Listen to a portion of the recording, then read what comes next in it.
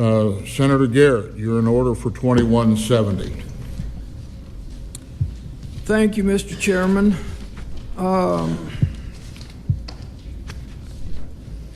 The subcommittee report was signed again by myself and Senator Williams, and we recommend passage. We recognize you for opening comments. Thank you, Mr. Chairman. This again is a relatively simple bill in concept. I understand there's some controversy in connection with it, but what it has to do with free exercise of religion and putting some limits on what governments can do to burden or restrict your right of free exercise of religion. It says that a government shall not do any of the following. And there's just a few things here that it covers. Government shall not treat religious conduct more restrictively than comparable secular conduct because of alleged economic need or benefit. Shall not treat religious conduct more restrictively than any secular conduct of a reasonably comparable risk. Shall not substantially burden a person's exercise of religion unless applying the burden to the exercise of religion in a particular situation is essential to further a compelling governmental interest and is the least restrictive means of furthering that compelling government interest. And finally, it provides a person who has been damaged or burdened in violation of this bill can file an action for damages. And we all know how important the right to freedom of religion is. It's one of our, in fact, in our first amendment to our U.S. Constitution, and it's embedded in our society. Mr. Chairman, those are my opening remarks. Chair recognizes Senator Hope. Thank you, Mr. Chair. I would encourage the committee, as I've done in past years, to oppose this legislation. I think this is the fourth or fifth time we've seen it over the last 6 years. And I would just have two comments in the interest of time. Number one, this bill is opposed by a long list of business and other organizations that are important to our state, including the Iowa Chamber Alliance, the Council Bluffs Chamber of Commerce, the Cedar Rapids Metro Economic Alliance, the Iowa Business Council, the Greater Des Moines Partnership, along with One Iowa, the Interfaith Alliance, the Coalition Against Domestic Violence, and the ACLU. And they largely oppose it for fear that this bill is being used as a vehicle to enable discrimination against people based on sexual orientation or race or other reasons. The second thing I want to share with the committee is there's been some criticism that the courts haven't done this. Well, the courts do protect the exercise of free religion. However, as Justice Scalia explained in the 1990 decision of Employment Division versus Smith, we have never held that an individual's religious beliefs excuse him from compliance with an otherwise valid law prohibiting conduct that the state is free to regulate. On the contrary, the record of more than a century of our free exercise jurisprudence contradicts that proposition. As described succinctly by Justice Frankfurter, conscientious scruples have not, in the course of the long struggle for religious toleration, relieved the individual from obedience to a general law not aimed at the promotion or restriction of religious beliefs. The mere possession of religious convictions which contradict the relevant concerns of a political society does not relieve the citizen from the discharge of political responsibilities. We first had occasion to assert that principle in Reynolds versus United States in 1879, where we rejected the claim that criminal laws against polygamy could not be constitutionally applied to those whose religion commanded the practice. Laws, we said, are made for the government of actions, and while they cannot interfere with mere religious belief and opinions, they may with practices. Can a man excuse his practices to the contrary because of his religious belief? To permit this would be to make the professed doctrines of religious belief superior to the law of the land, and in effect to permit every citizen to become a law unto himself. Justice Scalia goes on to explain why the compelling interest test is problematic.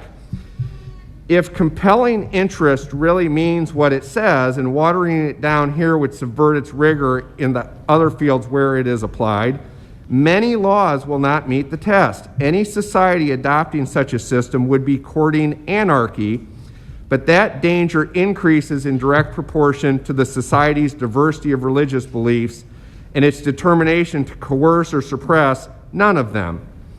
Precisely because we are a cosmopolitan nation made up of people of almost every conceivable religious preference, and precisely because we value and protect that religious divergence, we cannot afford the luxury of deeming presumptively invalid, as applied to the religious objector, every regulation of conduct that does not protect an interest of the highest order. The rule respondents favor would open the prospect of constitutionally required religious exemptions from civic obligations of almost every kind, ranging from compulsory military service to the payment of taxes to health and safety regulations such as manslaughter and child neglect laws, compulsory vaccination laws, drug laws, and traffic laws, to social welfare legislation such as minimum wage laws, child labor laws, animal cruelty laws, environmental protection laws, and laws providing for equality of opportunity for the races. Justice Scalia concludes the First Amendment's protection of religious liberty does not require this. I really do just encourage you to think about what you're doing with this legislation. You have something in mind that I don't think reflects the diversity of religious practices in our state or our country. The one thing we know is if you vote for this, you will be voting to legalize the use of peyote in religious practices. Maybe that's something you campaigned on. Maybe that's something you believe. But we know that because that was the case of Employment Division versus Smith, that after the federal counterpart of this was passed, the court held, no, we can't prohibit peyote use for religious practice anymore.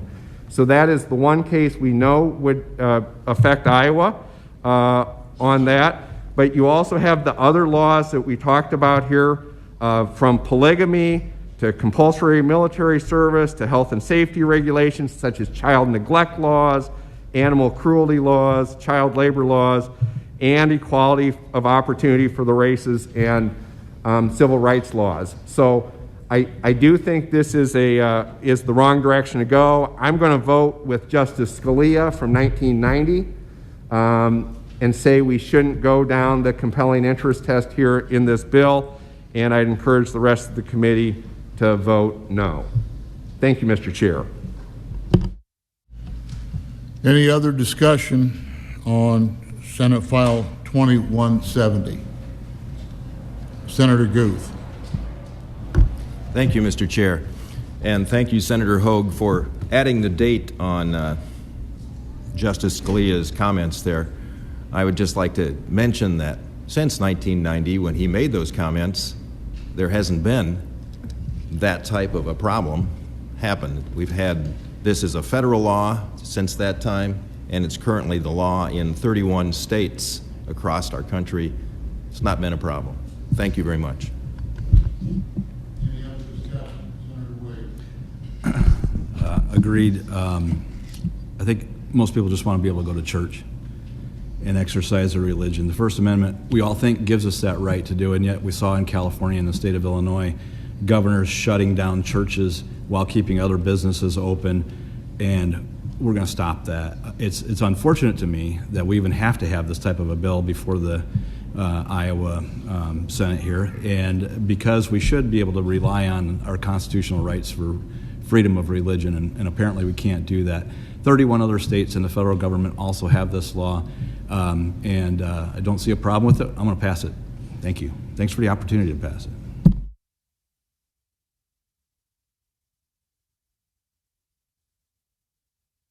Senator Garrett, you're in order for closing comments. Thank you, Mr. Chairman. Well, thank you, Senator Hogue.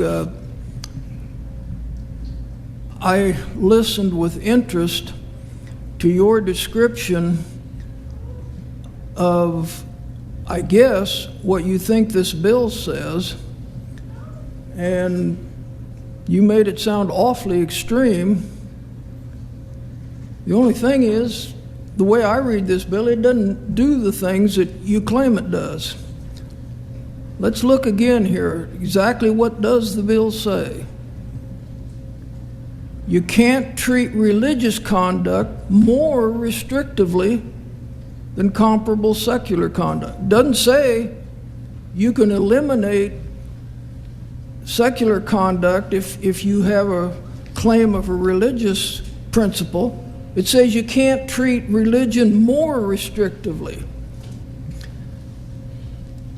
Section B, you can't treat religious conduct more restrictively than secular conduct of a reasonable comparable risk. Doesn't say religion trumps or eliminates secular conduct. It just says you can't be more harsh on religious conduct than on secular conduct of a reasonable comparable risk. C, you can't substantially burden a person's exercise of religion, fundamental constitutional right, unless applying the burden to that person's exercise of religion in a particular situation is essential to further a compelling governmental interest. So if it's essential to compelling a fundamental governmental interest, bill doesn't say you can't burden religion. And it goes on to say, under those circumstances, whatever burden or limitation you're putting on religion has to be the least restrictive means of furthering that compelling governmental interest. Now, what's so awful about that? That's an altogether different standard than what we heard from Senator Hogue just a little bit ago. Also, as several of my compatriots here have said, a number of other states have very similar laws. The federal government has had very similar law for many, many, many years. And all these things that Senator Hogue was talking about, for some reason, they haven't happened. Doesn't that mean anything? Our experience contradicts the predictions that Senator Hogue was making. Are things going to be different here in Iowa than in all these other states? Are we going to do the kinds of things he says rather than implement and enforce the law as it's written, as I've explained it here? So I think this is a very reasonable bill. It corrects an error that we saw and has also been mentioned, where religious activities were treated more harshly, not equally, more harshly than secular activities. So I would ask my fellow senators on the local government committee here to approve this bill, and let's send it on to the floor, and let's legally protect our fellow citizens in their exercise of their religious rights, their constitutional religious rights. So those are my final comments, Mr. Chairman. Thank you, Senator Garrett. A record roll call vote has been requested, so the Secretary will please call the roll. Senator Shipley? Aye. Senator Clemish? Aye. Senator Clemish votes aye. Senator Smith? No. Senator Smith votes no. Senator Driscoll? Aye. Senator Driscoll votes aye. Senator Garrett? Aye. Senator Garrett votes aye. Senator Senator Guth votes aye. No. Senator Hoag votes no. Senator Lofgren votes aye.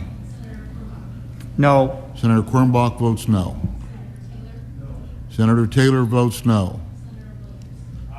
Senator Williams votes aye. Okay,